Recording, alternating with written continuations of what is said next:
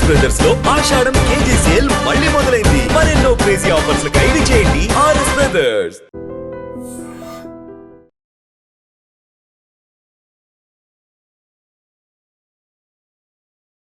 విద్యా బుద్ధులు నేర్పించాల్సిన ఉపాధ్యాయులు కూడా కీచకులుగా మారిపోతున్నారు. చక్కగా పాఠాలు చెప్పాల్సిన టీచర్లు పిల్లలపై కన్నేస్తున్నారు. స్కూళ్లలో, కాలేజీల్లో చాలా ఘోరమైన ఘటనలు మనం చూస్తూనే ఉన్నాం. లైంగికంగా వేధించటం, మభ్యపెట్టడం, ర్యాంకులు ఇస్తామని చెప్పి, లేకపోతే సబ్జెక్టుల్లో మీకు మంచి మార్కులు వేస్తాం, మీరు పాస్ అవ్వాలంటే ఇలా రకరకాల కారణాలతో వాళ్ళపైన తీవ్రమైన ఒత్తిడి చేసి లోబర్చుకోవటం, ఇలాంటి ఘటనలు కూడా చూసాం. మరికొన్ని చోట్ల టీచర్లే విద్యార్థినులపై అఘాయిత్యాలకు పాల్పడటం, అత్యాచారాలు చేసిన ఘటనలు కూడా చూస్తూనే ఉన్నాం.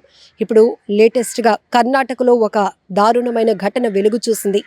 ఒక విద్యార్థినిని లోబర్చుకున్నటువంటి టీచర్ నీకు సబ్జెక్టులో ఉన్నటువంటి డౌట్లు తీరుస్తానని ఆ అమ్మాయిని లోబర్చుకున్నాడు. ఆ తర్వాత బెంగళూరుకి వెళ్దాం, ఇదే ఇంట్లో కూడా నువ్వు చెప్పి మాతో రా అంటూ ఆ అమ్మాయిని తీసుకెళ్లారు. అతను అత్యాచారం చేయడమే కాదు, ఇంకొక టీచర్ కూడా వెళ్ళాడు వాళ్ళతో పాటు. అతను కూడా వీరు అఘాయిత్యానికి పాల్పడమే కాదు, అత్యాచారం చేసి ఆ వీడియోలు చిత్రీకరించి అమ్మాయిని బ్లాక్మెయిల్ చేస్తూ మరొకరు కూడా అమ్మాయి పైన, జీవోత్సవంలో పడి ఉన్న అమ్మాయి పైన మరొక మానవ మృగం కూడా పేటరేగిపోయింది, చెల్లరేగిపోయింది. ఇలా ఒకరి తర్వాత మరొకరు అంటూ ఇద్దరు టీచర్లు, మరొక అతను కూడా ఆ అమ్మాయి పైన, విద్యార్థిని పైన అఘాయిత్యానికి పాల్పడ్డారు. అత్యాచారం చేసినటువంటి దారుణమైన ఘటన. అసలు ఏం జరిగింది, కేసుకు సంబంధించి డీటెయిల్స్లోనికి వెళ్దాం.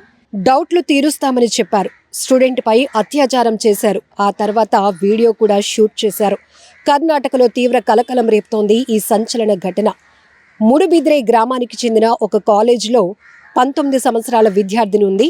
సబ్జెక్ట్లో డౌట్లు తీరుస్తామని చెప్పి ఆ అమ్మాయితో పరిచయం పెంచుకున్నాడు టీచర్ నరేంద్ర. కాలేజ్ పనిపై బెంగళూరుకు వెళ్తున్నామని నమ్మించి ఆమెను కూడా తమతో పాటు తీసుకెళ్లారు నరేంద్ర, అలాగే ఇంకొక టీచర్ సందీప్ స్నేహితుడైన అనూప్ గదిలో దిగిన తర్వాత ఒంటరిగా ఉన్నప్పుడు స్టూడెంట్పై నరేంద్ర అత్యాచారం చేశాడు. అదంతా వీడియో తీశామని బెదిరించి ఆమెపై అత్యాచారానికి పాల్పడ్డాడు మరో ఉపాధ్యాయుడు సందీప్. అనూప్ సైతం అలాగే బెదిరించాడు. జీవోత్సవంలో పడి ఉన్న ఆ చిన్నారిపై అత్యాచారానికి పాల్పడ్డాడు. ఆ ముగ్గురు మళ్లీ బెదిరిస్తూ ఉండటంతో తల్లిదండ్రుల సాయంతో ఫిర్యాదు చేసింది బాధితురాలు. మహిళా కమిషన్ సూచన మేరకు కేసు నమోదు చేసి నిందితులు ముగ్గురిని కూడా అరెస్టు చేశారు పోలీసులు. ఎంత దారుణాతి దారుణమైన ఘటన.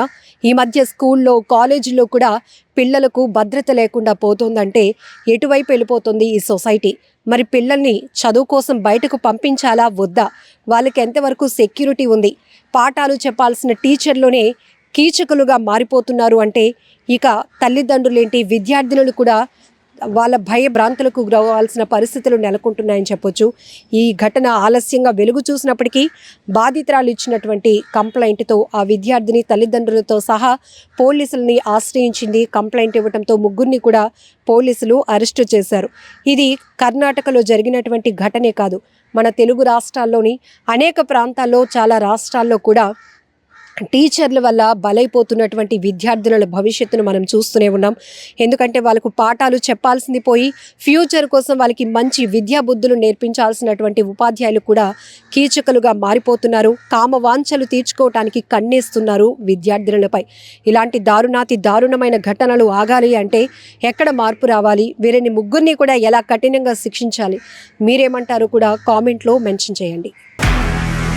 నిజంగా ప్రస్తుతం ఉన్నటువంటి సమాజం దేనికి ప్రయారిటీ ఇస్తుంది? ఆర్థిక సంబంధాల చుట్టూ మాత్రమే తిరుగుతుంది. మళ్ళీ ఎన్నికలంగానే చాలా విరక్తి కలుగుతాను. మంచి అనిపిస్తుంది కదా, లేడీస్ కూడా ఛాలెంజింగ్ జాబ్స్ చేసినప్పుడు చాలా బాగుంటది. ఫుడ్ డెలివరీ ఇవ్వటానికి వెళ్ళినటువంటి డెలివరీ బాయ్ అనిల్ పై కళ్ళ ముందు